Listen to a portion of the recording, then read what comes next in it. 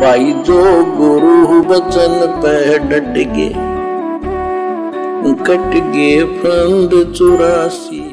अन्यथा बाद में फिर इस पहरे को, इस बीत चुके समय को फिर रोओगे, पछताओगे। भक्ति मार्ग पर यात्रा, जब तक आध्यात्मिक ज्ञान नहीं तब तक तो जीव माया के नशे में अपना उद्देश्य भूल चुका था। और जैसा ऊपर बताया है कि शराबी नशे में जेठ के महीने की गर्मी में दिन के दोपहर के समय धूप में पड़ा पड़ा पसीने व रेत में सना भी कह रहा है कि मौज हो रही है।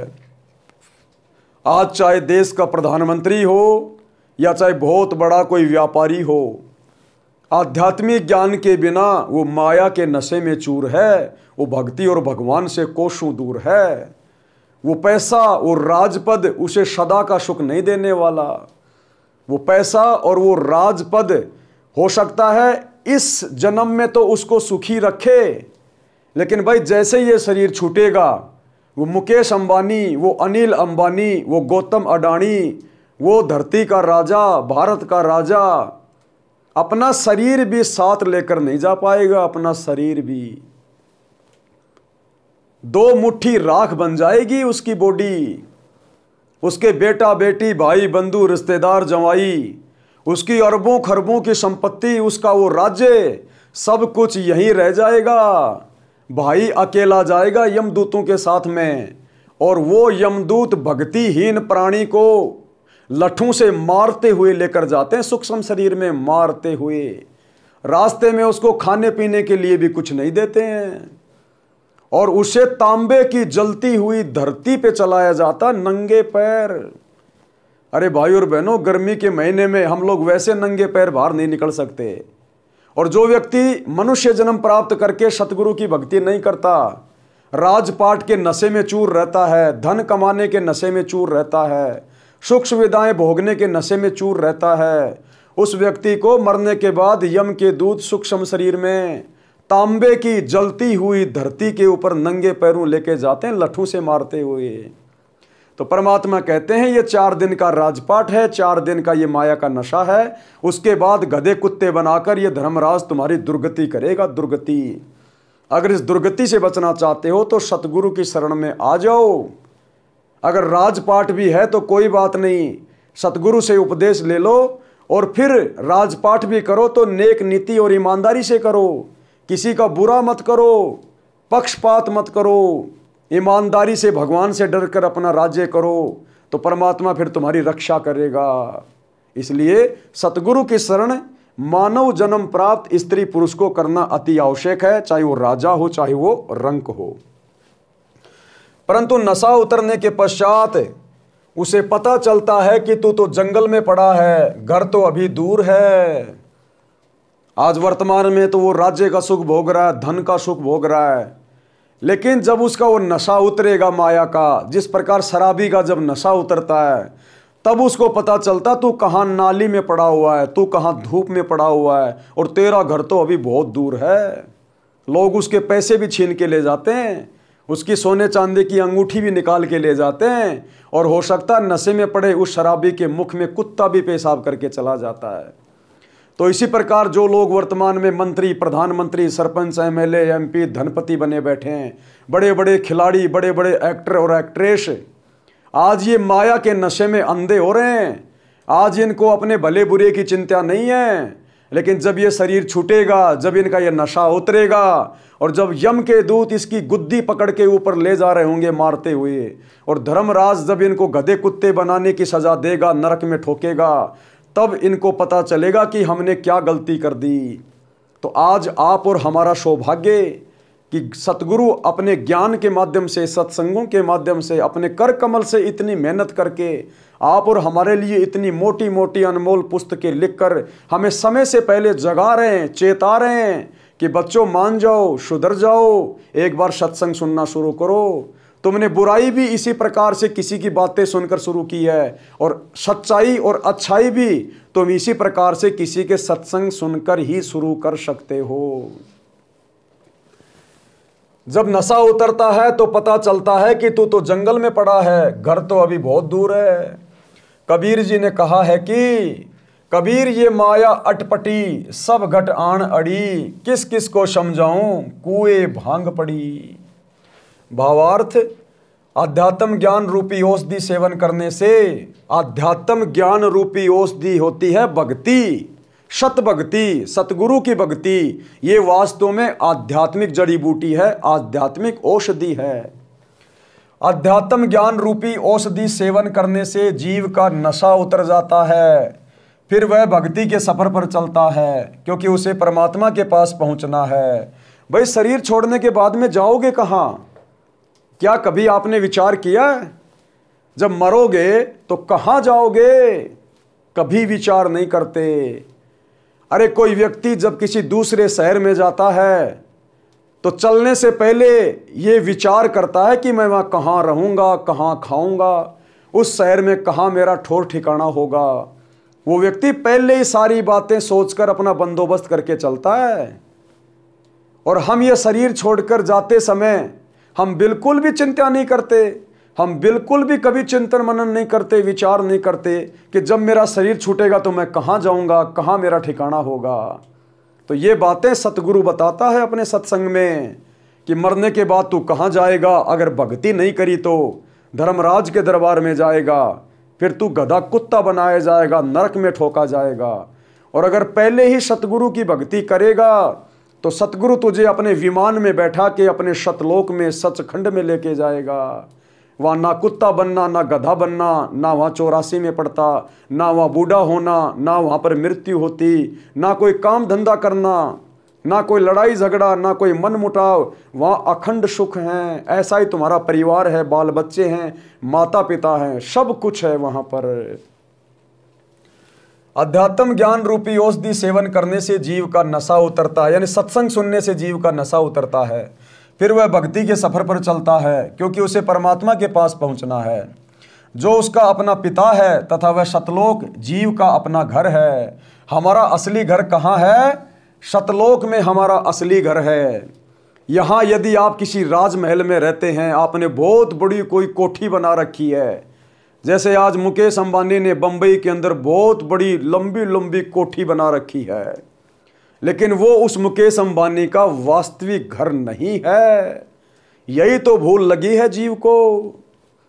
भाई और बहनों, आज तो वो मुकेश अंबानी उस लंबी सी कोठी में रह रहा है, अरबों खरबों के मकान में रह रहा है, अपना मान के रह रहा है। कल को जब उसका शरीर छूटेगा, वो भला आदमी कहाँ जाएगा? भक्ति नहीं की तो कुत्ता बनेगा, किसी का गधा बनेगा, किसी का सुअर बनेगा, नरक में ठोका जाएगा। उस मकान की छाया में भी सिक्योरिटी गार्ड उसको नहीं बैठने देंगे। जिस कोठी को उस आत्मा ने बनाया था, अब कुत्ता बनने के बाद उसी के सिक्योरिटी गार्ड उसे उस कोठी की छाया में भी नहीं बैठने देंगे। तो परमात्मा हमें समझा रहे हैं कि ये तेरा असली घर नहीं है। ना जाने तेरे कितने जन्म हो चुके हैं, तो कितने मकान बना चुका है, कितनी कोठियां बना चुका है।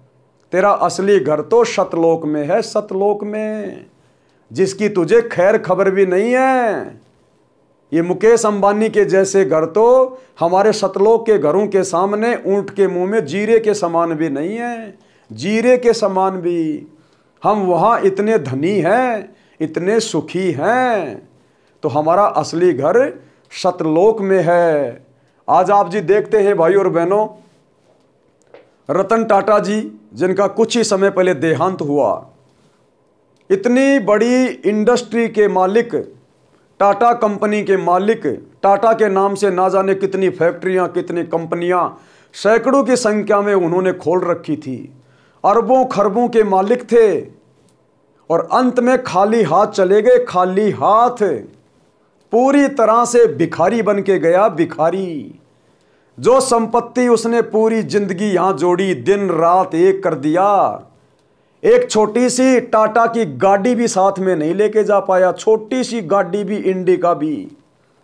खुद का शरीर भी यहीं छोड़ के जाना पड़ा, 2 मुट्ठी राख बन गया। तो यहां की संपत्ति तो लेके नहीं गया, तो यहां की संपत्ति से भी भिखारी बन के गया। और साथ में परमात्मा की भक्ति उसने की नहीं, सच्चे सतगुरु की शरण में वो आए नहीं, तो भक्ति धन भी उनके पास में नहीं, भक्ति के नाम पर भी बिल्कुल भिखारी बन के गया, खाली हाथ गया। और आगे परमात्मा फिर क्या बताते हैं, भाई फिर पाछे तू पशुआ कीजिए दीजिए बैल बनाए, और 4 पहर जंगल में घूमे तेरा तो ना पेट भराए।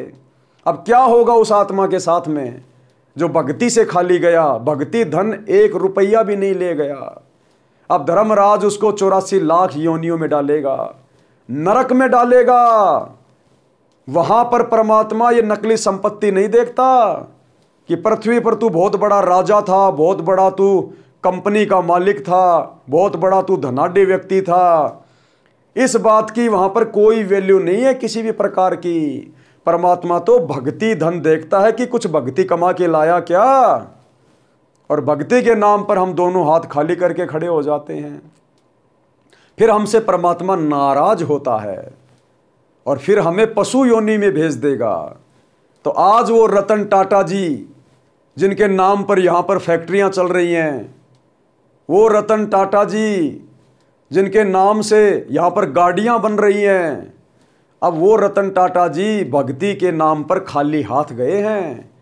हो सकता है थोड़े बहुत दिन जितना भी उन्होंने दान धर्म किया है, क्योंकि दान धर्म जो करता है परमात्मा वो रखता नहीं है। देते को हरि देत है जहाँ तहाँ से आण, अण देवा मांगत फिरो शायब सुने ना कान। तो जितना उसने दान पुण्य किया होगा, कोई अच्छे कर्म किए होंगे, उसका प्रतिफल तो उसको जरूर देगा परमात्मा। और उसके प्रतिफल में हो सकता है परमात्मा उसको 10 वर्ष 50 वर्ष 100 वर्ष उसको वहाँ पर स्वर्ग में रखे, बढ़िया बढ़िया उसको सुविधा प्रदान करे। लेकिन जैसे ही उसका वो दान पुण्य का प्रतिफल समाप्त होगा, फिर तुरंत उसको वहाँ से हटाकर नरक में भी डाला जाएगा। और नरक बहुत लंबे समय तक भोगेगा प्राणी, क्योंकि भक्ति की नहीं। उसके बाद फिर 84 लाख योनियों में डाला जाएगा। फिर वही रतन टाटा जी कुत्ते बनकर अपनी ही टाटा की गाड़ियों के नीचे बैठे होंगे पैर पसार के। ये है इस काल का भयंकर षड्यंत्र, भयंकर षड्यंत्र, जिससे ना तो हमारे आचार्य शंकराचार्य परिचित हैं, ना कोई धर्मगुरु परिचित है। इसका परिचित केवल एक ही होता है पूरी सृष्टि में, सतगुरु।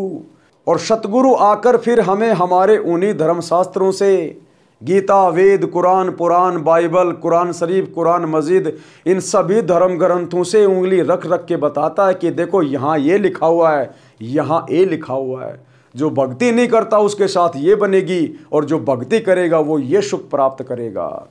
इसलिए सतगुरु के सत्संग सुनना अति आवश्यक है। यात्रा पर चलने वाला व्यक्ति सारे सामान को उठाकर नहीं चल सकता, केवल आवश्यक सामान लेकर यात्रा पर चलता है। इसी प्रकार भक्ति के सफर में अपने को हल्का होकर चलना होगा। और भक्ति के सफर में हल्का होकर कैसे चलेंगे?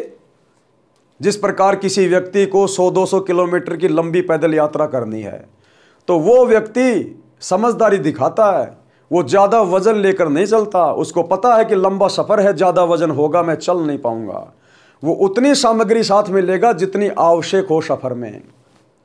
और जब हम भक्ति के सफ़र पर चलते हैं, सतगुरु से उपदेश लेकर भक्ति पे लग जाते हैं, तो हमारा भक्ति का सफ़र शुरू हो जाता है।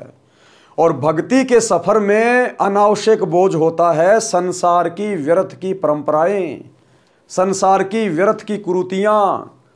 जैसे बिना ज्ञान के हम अपने बच्चों की शादी करते हैं, विवाह करते हैं, देखा देखी में लाखों करोड़ों रुपया बर्बाद कर देते हैं समाज में मान बढ़ाई के लिए।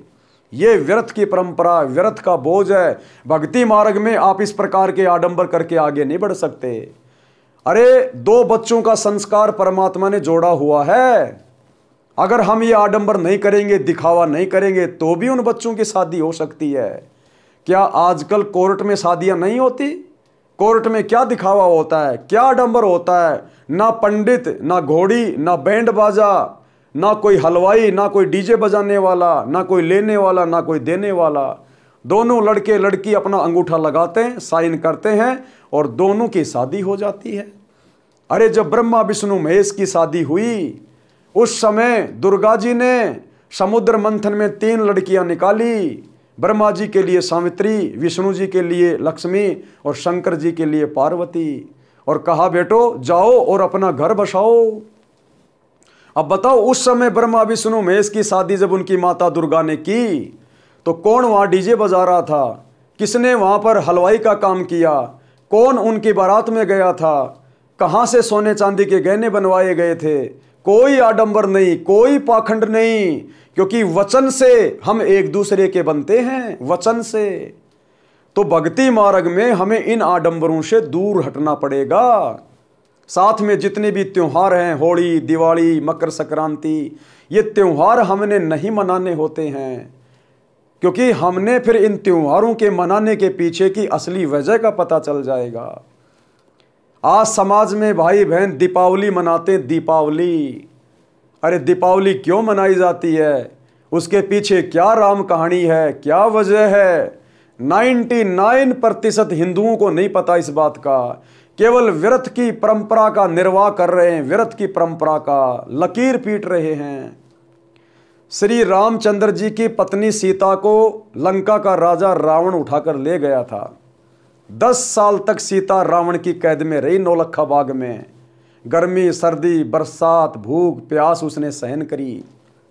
अंत में सुग्रीव की मदद से श्री रामचंद्र जी रावण को मारकर और सीता जी को वापस अयोध्या लेके आ रहे थे। उन दिनों अमावस्या की रात थी, अमावस्या की रात, यानी चंद्रमा नहीं उदय था। उस समय अमावस्या की रात थी, अंधेरी रात्रि थी। अयोध्या वासियों ने सोचा कि हमारे श्री रामचंद्र जी, हमारे युवराज 14 साल के बाद अपनी पत्नी को लेकर अयोध्या में आ रहे हैं, हमने उनका स्वागत करना चाहिए। तो सभी अयोध्या वासियों ने, क्योंकि उस समय लाइट तो हुआ नहीं करती थी, सभी अयोध्या वासियों ने घी के दीपक जलाए, घी के दीपक। और घी के दीपक जलाने से वातावरण शुद्ध होता है। तो श्री रामचंद्र जी के स्वागत के लिए उस अमावस्या की रात में अयोध्या वासियों ने दीपक जलाकर उनका स्वागत किया था। उन्होंने कोई पटाखे नहीं फोड़े थे, कोई बारूद से वातावरण को प्रदूषित नहीं किया था, तेल के दीपक नहीं जलाए थे, केवल अपने राजा के स्वागत के लिए घी के दीप जलाए थे। और 2 साल के बाद जब सीता जी को श्री रामचंद्र जी ने एक धोबी के कहने पर वापस अयोध्या से जंगल में निकाल दिया था, तो इस दुख में पूरी अयोध्या नगरी डूब गई थी। और उसके बाद किसी ने भी दीपावली नहीं मनाई, यानी वो दिन नहीं मनाया जिस दिन श्री रामचंद्र जी लंका से सीता को वापस लाए थे। अरे 2 साल के बाद तो त्रेता युग में अयोध्या वासियों ने भी दीपावली मनाना छोड़ दिया था।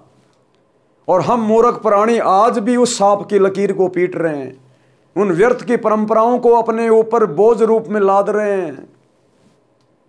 और आज दुनिया भर का प्रदूषण, आज दीपावली के दिन जितनी शराब बिकती है बाकी दिन नहीं बिकती। आज दीपावली के दिन जितने जीव हत्या होती है, जितने बकरे मुर्गे खाए जाते हैं, उतने बाकी दिन नहीं खाए जाते। तो आज हमने ये पाखंड शुरू कर दिया, ढोंग शुरू कर दिया। हमें इन त्योहारों के पीछे की हकीकत हमारे किसी भी धर्म गुरु ने नहीं बताई।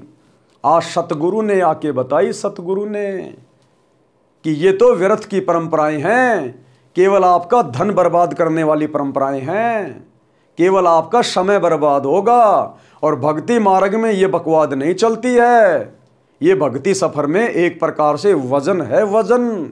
इसलिए हमने इन व्यर्थ के त्योहारों से भी पीछे हटना पड़ेगा अगर अपनी भक्ति सफल करनी है तो।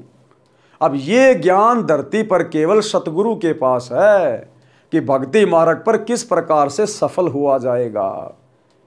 भाई और बहनों, तभी मोक्ष प्राप्त कर पाएंगे। गुरु भी बना लिया, जैसा उसने नाम दे दिया, हरे राम हरे कृष्ण राधे राधे श्याम मिला दे, वो नाम भी जाप कर रहे हैं, अन्य देवी देवताओं की पूजा भी कर रहे हैं, मंदिरों में भी जा रहे हैं, तीर्थों पे भी जा रहे हैं, होली दिवाली भी मना रहे हैं, ब्याह शादियों में भी जा रहे हैं, ब्याह शादियां भी मना रहे हैं, दुनिया भर का पाखंड कर रहे हैं। क्या खाक भक्ति कर रहे हैं हम? अरे डॉक्टर ने जिसको मर्यादा बता दी, परहेज बता दिए, गोली दवाई बता दी, वो व्यक्ति फालतू की चीजें नहीं खा सकता, केवल उतना ही करेगा, उतना ही खाएगा जितना डॉक्टर ने बताया है, अन्यथा ऑपरेशन सफल नहीं होगा, वो बीमारी से ठीक नहीं हो पाएगा। तो भक्ति मार्ग पर जो सतगुरु हमें भक्ति बताए, जो मर्यादा बताए, जो परहेज बताए, यदि हम उनमें रहकर नहीं चलेंगे तो हम कभी भी भक्ति मार्ग पर मोक्ष प्राप्त नहीं कर सकते। और यदि मोक्ष प्राप्त नहीं हुआ तो गधे कुत्ते के शरीर तैयार हैं, तैयार। धर्मराज का नरक तैयार है। जलती हुई अग्नि के कुंड में डाले जाएंगे, कीड़ों के कुंड में डाले जाएंगे, मवाद के कुंड में डाले जाएंगे। यमदूत भाले मारेंगे चाहे कहीं भी लोगों शरीर में।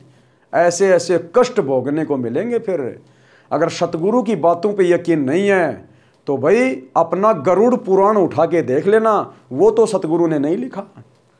अगर आपको ये जीने की राह पुस्तक पढ़ना अच्छा नहीं लगता है तो एक बार 100-200 रुपए का गीता प्रेस गोरखपुर से प्रकाशित गरुड़ पुराण लाके पढ़ लेना, पता चल जाएगा क्या क्या बीतेगी उसके बाद अगर सतगुरु की भक्ति नहीं शुरू। भाई जो गुरु बचन पे डट गे, कट गे फंद 84 के, कट गे फंद 84 के, कट गे फंद 84।